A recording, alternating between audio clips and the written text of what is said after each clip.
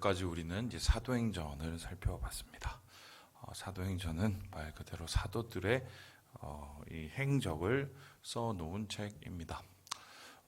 사도들이 성령 받고 어떻게 변해서 어떤 일을 했는가? 그들은 예수님의 명령을 이어받아 사마리아와 온 유대와 땅끝까지 이르러 내 증인이 되는, 특별히 이방인들을 위한 선교가 바울에 의해서 본격적으로 이루어짐으로 그 당시의 끝이라고 할 수 있는 이 로마 제국까지 주님의 복음이 전해지는 이 장면을 우리가 어제까지 함께 보았습니다. 이 이후에 이제 이 신약 성경은 어떻게 이어지냐면 이제 서신서로 이어집니다. 서신서는 말 그대로 편지입니다. 편지. 그런데 이 서신서는 크게 두 가지 서신서가 있는데 바울 서신과 일반 서신이 있어요. 바울 서신은 왜 바울 서신이겠어요? 누가 썼어요? 바울이 썼어요. 일반 서신은 누가 썼어요? 일반이 썼어요? 아니, 그게 아니라 바울이 아닌 사람들이 썼어요. 바울이 아닌 사람들 중에 여러분 아시는 베드로나 야고보나 이런 교회의 12제자나 지도자들이 쓰게 된 것인데, 바울 서신이 많을까요? 일반 서신이 많을까요? 바울 서신이 많아요. 바울 서신이 13개, 일반 서신이 9개 그럴 거예요. 그러면 왜 바울 서신이 많을까? 바울이 일반 사도들보다 더 일을 많이 해서 그럴까? 그건 그럴 방법도 있지만, 이게 그 편지잖아요, 편지. 그러니까 바울이 실제적으로 이방인 선교를 많이 했기 때문에 그 이방인 선교라는 것이 다름이 아니라 이방 지역에 가서 교회를 세우는 거죠. 그럼 그 교회를 세우고 또 다른 지역으로 옮겨서 또 교회를 세워요.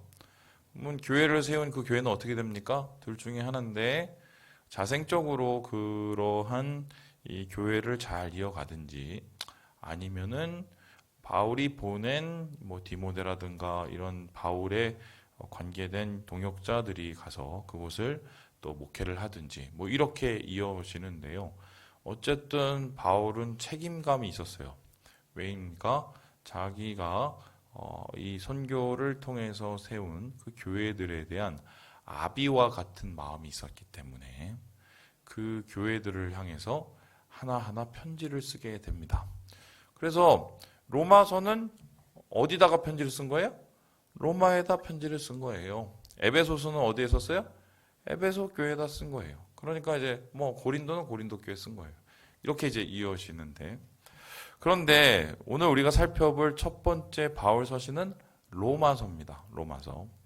근데 로마서를 여러분 딱 접하면은 제일 성경에서 극찬과 또 제일 성경에서 껄끄러움이 많은 게 로마서라고 저는 생각하는데요. 왜냐하면 로마서를 좀 깊이 묵상하신 분은 이만한 성경이 없다. 이 성경 중에 성경이다. 성경을 가장 잘 집약해서 요약해 놓은 이 성경의 엑기스다. 이렇게 말하시는 분이 있어요. 이분은 좀 아는 분이에요. 좀 믿었던 분이고 뭔가 좀 공부 좀 하신 분이에요. 근데 반면에 로마서를 접하면서 어려운 거죠. 이게 앞에 아브라함 얘기도 나오고 할례 얘기도 나오고 구약 얘기도 나오고, 그래서 제가 볼 때는 이 신약 성경 중에 제일 어렵고 우리가 접근하기 힘든 책이, 제가 볼 땐 1번이 히브리서가 아닐까. 히브리서에 이제 너무 구약 내용이 많아요. 그러니까 이제 성경 전체를 읽거나 아니면 성경 전체의 내용을 좀 알지 못하면 히브리서가 좀 되게 어렵게 느껴질 수 있어요. 또 바울 서신 중에서는 좀 접근하기가 좀 제일 장벽이 있는 것이 로마서입니다. 로마서가 생각보다는 되게 좀 딱딱하고 좀 되게 조직적이에요. 단단하게 써졌거든요. 그래서 이제 로마서를 읽을 때마다 어떤 분들은 이거 목사님 너무 어렵고 뭔 말인지 하나도 모르겠고 이렇게 말씀하시는 분이 있거든요. 그럼 이제 제가 그분들한테 꼭 하는 얘기가 있습니다. 뭔가 쉬운 성경을 읽으시라고. 이게 우리 지금 개역 개정이 좀 어렵게 번역이 돼 있어요. 특별히 이 로마서는 좀 더 그런 것 같아요. 그런데 뭐 세번역 성경이라던가 쉬운 성경이라던가 아니면은 뭐 공동 번역이라던가 뭐 이런 책을 읽으면 아무래도 훨씬 조금 쉽게 로마서를 읽을 수가 있습니다. 그래서 쉬운 성경을 읽는 게 되게 중요해요. 개역개정 성경도 옆에 놓고 옆에 또 쉬운 성경도 같이 이렇게 놓으면서 함께 읽으면서 개역개정 보다가 모르겠으면은 그 뭐 세번역이나 이런 걸 보면서 아 이게 이런 소리야? 뭐 이렇게 보게 되는 거죠. 두 번째로 이제 로마서를 좀 쉽게 접하는 방법이 뭐냐면 이걸 자꾸 그 교리책으로 생각을 하니까 교리를 다루는 책으로 생각하니까 더 막 마음이 힘들어지는 거예요. 그래서 아 이게 뭔가 깊은 이치가 있고 말이죠. 이게 뭔가 깊은 뭐 단단한 뭐 이 조직적인 논리가 있는 것 같아서 이게 내가 잘못 읽으면 어떡하지? 뭐 이런 생각이 들 수가 있는데 그런데 여러분 제가 앞서서 얘기했지만 이 로마서는 로마 교회 교인들에게 쓴 뭐예요? 편지예요, 편지. 그러면 이 로마서를 어떻게 읽어야 되느냐? 편지로 읽는 게 맞아요. 여러분 편지 써보셨습니까? 편지. 제가 편지 쓴 지가 저는 이제 뭐 성도님들한테 이게 보낼 편지 있으면 보내지만 잘 안 쓰죠. 근데 남자가 태어나서 편지를 제일 많이 쓸 때가 있어요. 그리고 남자가 태어나서 편지를 제일 많이 받을 때가 있어요. 언제인 줄 아세요? 군대 가서요. 안 쓰던 편지를 막 쓴단 말이죠. 엄마, 아버지, 제가 참 잘못 살았습니다. 제가 나가면 참 열심히 살겠습니다. 다 거짓말을 막 다 써놓고. 또 뭐 친구들한테 야 누구누구야 내가 여기 와보니 인생이 다시 보이고 막 쓴단 말이죠. 또 이제 또 그 편지를 받고 또 엄마들도 또 아이고 아들아 뭐 또 뭐 아버지도 야 누구누구야 막 이렇게 막 쓴단 말입니다. 주고 받죠. 여러분 이제 그렇게 편지를 쓸 때 왜 편지를 씁니까? 편지를 통해서 하고 싶은 말이 있으니까 쓰는 거예요. 군대에서 제가 보통 편지를 보낼 때 하고 싶은 말은 뭐였냐면은 어, 힘들어요였어요. 힘들어요. 그러면은 부모님들이 혹은 뭐 친구들이 저한테 보내는 편지가 뭐라면 편지의 결정적인 그 내용을 결하면 참아라. 결국 그거거든요. 이제 그 내용에 결과적으로 하고 싶은 말이 있단 말이에요. 그 상황에 맞는 말. 그러면 로마서는 로마 교회에 보낸 편지면 로마 교회에게 하고 싶은 얘기가 있으니까 그러니까 로마서를 썼겠죠? 그러면 바울이 왜 로마서를 로마 교회에게 보냈을까? 이것은 크게 두 가지 목적이 있었어요. 첫 번째 목적이 뭐냐면 좀 사적인 목적이었는데 이 로마 교회는 어떻게 생긴 교회냐면은 자생적으로 생긴 교회예요. 그러니까 바울이 가서 세운 교회가 아니라 그 사람들이 어떻게 예수 믿는 사람들이 그로 이주를 해갖고 생긴 교회예요. 그러면 로마 교회가 어떻게 처음 생겼을까? 학자들은 생각하기를 사도행전 그 2장에 보면 오순절 성령 강림이 일어나죠. 그때 이제 헬라 지역에 있었던 유대인들이 그곳에 오순절 이 집회에 참여하기 위해서 모였단 말입니다. 그때 분명히 로마에서 온 사람들도 있지 않을까. 그래서 그 사람들이 돌아가서 그 복음을 가지고 돌아갔고 그러면서 교회를 세운 게 아니냐 이런 이제 입장도 있고 아니면은 어쨌든 저쨌든 안디옥인이 또 이방을 돌아다니면서 바울이 3차에 거쳐서 전도 여행을 하지 않습니까? 그 전도 여행에서 만난 사람들 중에 바울에게 복음을 듣고 가서 자기가 사는 로마 지역에 돌아가서 전도도 하고 선교도 하고 이러면서 생겨진 교회가 아닐까 이렇게 생각을 합니다. 뭐 전자든 후자든 간에 자생적으로 생겼는데 여기에 대해서 바울의 책임이 있었던 것 같아요. 왜냐하면 이런 겁니다. 바울이 오기를 바랬어요. 그래서 바울이 와서 뭔가 자기를 도와주기를 바랬어요. 아마 또 바울이 알게 모르게 그런 얘기를 또 말로 했겠죠. 그런데 이 바울의 그 전도 여행의 코스를 보면 분명히 계속적으로 서진을 한단 말입니다. 로마를 향해서 가고 있지만 사실은 로마까지 못 갔단 말이에요. 그러니까 이제 이 로마의 교회 사람들의 입장을 얻으면 아니 뭐 온다고 얘기를 하면서 왜 안 와? 섭섭하죠. 섭섭하니까 바울에 대해서 막 왜 안 와요? 막 이런 편지를 뭐 썼을 거야. 그죠? 그런데 거기에 대해서 바울이 뭔가 가고는 싶은데 못 가. 그런데 이분들이 마음이 점점 상해. 그 얘기를 하려고 쓰는 거예요. 야, 얘들아, 내가 정말 당신들 보러 정말 가고 싶은데 뭐 이런 일 때문에 내가 정말 못 가. 근데 못 가고 있는데 내가 정말 갈 거야. 그러니까 기다려. 요 얘기를 쓰려고 쓴 편지가 로마서예요. 그러니까 로마서의 끝에는 누구누구가 뭐 인사하고 문안하고 막 이러면서 결과적으로 내가 거기 갈 거야. 기다려. 요 얘기가 나옵니다. 그리고 두 번째로 로마서를 쓴 이유가 뭐냐? 이게 되게 중요한데 로마 교회에 있는 사람들을 제대로 가르치기 위해서였어요. 이게 무엇이냐?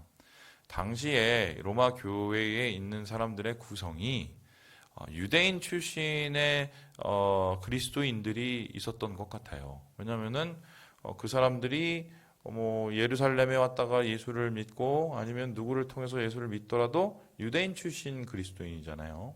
그래서 그곳에 아마 핵심이 됐던 사람들이 유대인 출신 그리스도인이었던 것 같고요. 이들에 의해서 주변 사람들에게 또 예수를 전하다 보니 이방인 출신 그리스도인들도 로마 교회에 있었던 것 같아요. 그런데 여러분 계속 보시면 알지만 책을 이 사도행전에 보면은 계속적으로 예루살렘 교회와 이 이방 교회, 그러니까 안디옥 교회 간에 이 갈등이 보이고 있습니다. 그 갈등의 이유가 뭡니까? 이방인 전도, 이방인 선교에 대한 갈등이었어요. 이거는 유대인 그리스도인 중에 이제 바리새파가 있었는데 이 바리새파 출신의 그리스도인들은 딱 봤더니 이방인이 할례도 안 하고 율법도 안 지키고 그냥 예수만 믿으면 되는 게 이상한 거예요. 그러니까 어떡합니까? 야, 예수를 믿는 거는 괜찮아. 성령을 그러니까 받았겠지. 그래도 그거로는 부족해. 뭐 어떻게 해야 됩니까? 율법을 지켜야지. 자기들도 못 지키는 율법을 갖다가 씌워버렸어요. 그리고 그 율법 중에 가장 최고의 율법은 뭐예요? 할례를 해야지. 이러면서 소위 말해서 유대교에 필적하는 그러한 이 종교적인 의무를 이 사람들에게 씌우는 그런 부류들이 로마 교회에 있었단 말이에요.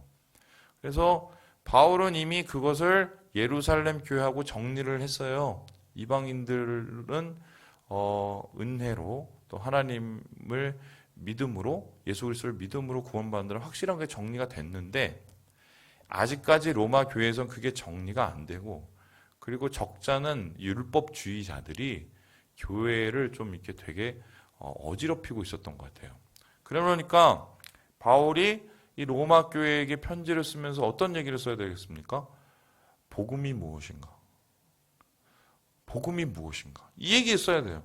예수 그리스도를 믿고 구원을 받는 게 복음인데 그 복음이라는 게 도대체 뭐냐? 요 얘기를 쓰는 거란 말이에요. 자, 그러면 복음이 무엇인가를 쓰기 위해서 바울이 가장 중요하게 여긴 게 뭡니까? 그 로마 교회에서 지금 복음을 복음답지 않게 만드는 사람들이 있었단 말이에요. 어떤 거예요? 야, 할례를 해야지. 율법을 지켜야지. 아유, 뭐, 그리고 아브라함의 자손하고 이방인하고 같아? 뭐 이런 사람들이 있었단 말이에요. 그래서 이런 사람들에 대한 의견을 하나하나 조목조목씩 따져가면서 무엇이 진짜고 아니라는 것을 보여줍니다. 그래서 이 앞에, 이 로마서 8장 앞에 내용은 어떤 내용이냐면 1번, 혈통과 복음의 관계. 그러니까 아브라함의 자손으로서 구원을 받는 것이냐? 아니면 예수를 믿는 것으로 구원을 받느냐? 어느 것으로 구원을 받아요? 예수를 믿음으로. 그래서 예수를 믿으면 영적으로 아브라함의 자손이 된다. 뭐 이런 얘기를 하고 있고요. 그 다음에 보니까 뭐 할례를 해야 되냐 말아야 되냐, 여기 뭐 이거 있으면 어떻게 해요? 할례를 하는 게 중요한 게 아니라 우리가 주님 안에서 변화된 삶을 사는 게, 그러니까 우리 영혼의 할례를 받아야 된다, 뭐 이런 얘기 비슷하게 나오고요. 그리고 어떻게 합니까? 제일 중요한 율법과 이 은혜의 관계, 복음의 관계를 하는데, 율법을 지켜야 되냐 말아야 되냐, 요 문제잖아요 결국. 그런데 율법의 요구는 이미 예수 그리스도에 의해서 완성이 되었다. 그래서 우리가 예수를 믿고 구원을 받는 것은 율법을 지켜서 구원을 받는 게 아니라 은혜로 구원을 받는다. 예수님이 우리를 불쌍히 여겨서 은혜로 구원을 받게 해주시고, 그 예수님이 나 때문에 십자가에 죽으시고 부활하셨다는 것을 믿음으로 구원을 받는다. 요 얘기를 앞에 한 거예요. 그래서 이 믿음으로 구원을 받는다는 말이 뭡니까? 믿음으로 이신, 구원을 받는다, 의롭게 된다, 칭의, 이신 칭의 교리가 바로 요 로마서에서 나오고 1장에 있고요.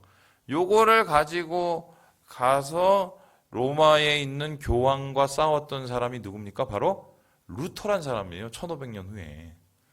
그러니까 이 로마서의 중심은 뭐냐면 복음을 복음답게 여겨라 라는 거예요. 복음이 뭡니까? 복된 소식, 기쁜 소식. 그죠? 기쁜 소식이 왜 기쁜 소식인가요? 우리가 구원을 받지 못하는 존재였는데 구원을 받게 돼서 기쁜 소식인 거예요. 하나님의 자녀가 되지 못했는데 우리가 하나님의 자녀가 되어서 정말 기쁜 소식이란 말이에요. 그러면 우리는 어떻게 하나님의 자녀가 되었는가? 오늘 이 로마서 8장의 그 핵심적인 이야기가 나오는데요. 우리 함께 같이 말씀을 읽어보도록 하겠습니다. 우리 39절의 말씀을 같이 한번 읽어보도록 하죠. 시작! 높음이나 기쁨이나 다른 어떤 피조물이라도 우리를 우리 주 그리스도 예수 안에 있는 하나님의 사랑에서 끊을 수 없으리라. 왜 예수님이 오셨냐? 주님이 우리를 사랑하셨기 때문이다. 그 사랑을 우리가 이뻐서 사랑을 하냐? 아니다. 하나님이 사랑하기로 작정을 하셨다. 우리 참 죄인이었는데 주님이 우리를 사랑하셔서 오셔서 구원해 주시고 용서해 주신 거다. 그래서 이렇게 시작된 구원과 복음이기 때문에 이것은 우리의 행위나 우리가 뭘 잘하고 이뻐서 하나님이 구원시켜 준 게 아니라 하나님의 은혜와 사랑에 의해서 우리가 구원을 받았다. 뭐 이 얘기인데요. 여러분, 은혜는 뭐고 사랑은 뭡니까? 사랑은 뭐예요? 누군가에 대해서 이제 베푸는 우리의 마음을 뜻하죠. 그래서 제가 네덜란드어를 배웠잖아요. 네덜란드어에 사랑한다가 뭐냐면요, 이카우판녀예요. 그러니까 이카우판녀. 익은 나를 뜻하고 여는 너예요. 그런데 하우드판인데 이 하우드판이 어떤 뜻이냐면 마음에 붙잡고 있다 이런 뜻이에요. 그러니까 이게 그래서 옛날에 무슨 뭐죠?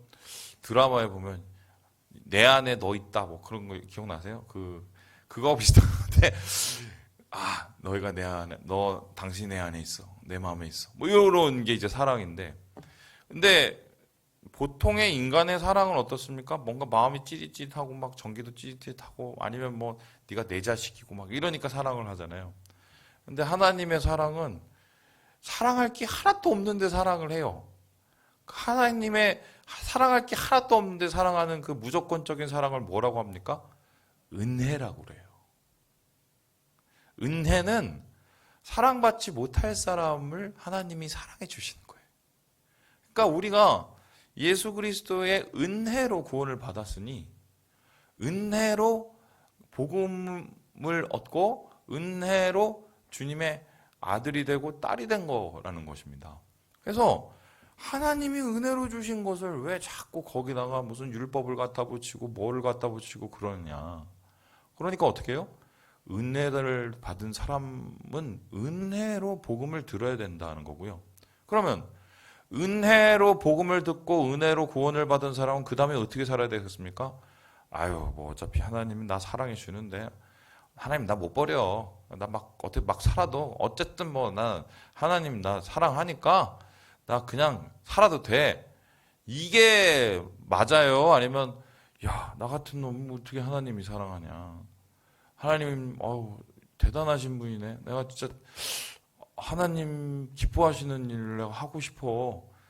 은혜를 내가 보답을 100분이라도 하지는 못하겠지만 하나님이 기뻐하는 걸 하고 싶어. 그러고 은혜로 살아가는 게 맞아요? 아니면 어차피 살아가니까 내 맘대로 살아가는 게 맞아요? 예? 처음이 맞아요? 두 번째가 맞아요? 두 번째가 맞죠? 그런데 왜 처음처럼 사냐는 말이에요. 그래서 로마서의 12장 이후로는 뭐냐면 은혜로 사는 방법이 뭐냐. 하나님 자녀답게 살아라 좀 제발. 어떻게 막 살고 막 죄 짓고 뭐 죄를 져도 그냥 작작 좀 져라 좀. 어떻게 똑같은 죄를 또 여러 번 짓고 저도 막 양심에 찔림도 없고 그게 무슨 은혜를 받은 인간이냐 뭐 이런 얘기가 이렇게 쫙 이렇게 써 있어요. 그래서 결론적으로 이 로마서의 중심에는 무엇이 있습니까? 하나님의 끊을 수 없는 이해되지 않는 은혜의 사랑이 있습니다. 이거를 구약에서는 헤세드라고 하고 신약에서는 아가페라고 그래요. 같은 말이에요. 아가페, 헤세드, 은혜, 사랑 이런 뜻입니다.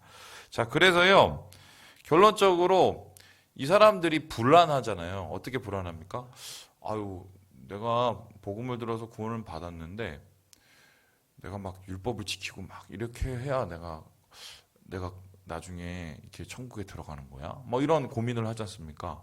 근데 거기에 대해서 오늘 바울이 정확하게 결론을 내리는데요. 예, 우리 함께 우리 30절 읽고 마무리하겠습니다. 30절을 6시 30분에 읽네요. 예, 30절 읽겠습니다. 시작.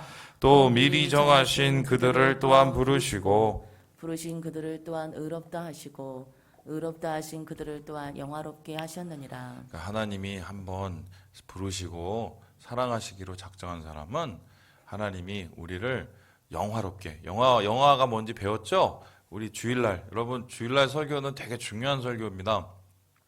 꼭 몇 번씩 들으셔야 돼요. 이번 주 설교는 제가 그거 준비하냐고 정말 시간 많이 썼거든요. 근데 시간 많이 써서 중요한 게 아니라 정말 중요한 설교예요. 부활에 대한. 부활의 최종적 단계가 영화란 말이에요. 우리가 영광스럽게 변화한단 말이에요. 그때까지 주님이 우리를 붙잡고 계신다는 소리예요. 그래서 이렇게 얘기할 수 있는데요. 하나님이 한번 붙잡으면 우리가 주님 앞에 그 부활하면서 서는 그날까지 주님 계속 붙잡고 계세요. 그게 하나님 사랑이고요. 그런 의미로 우리의 삶을 비춰보면 어떤 일이 됩니까? 예수를 믿는데 사람이 안 변해. 말이 돼요, 안 돼요? 안 돼요.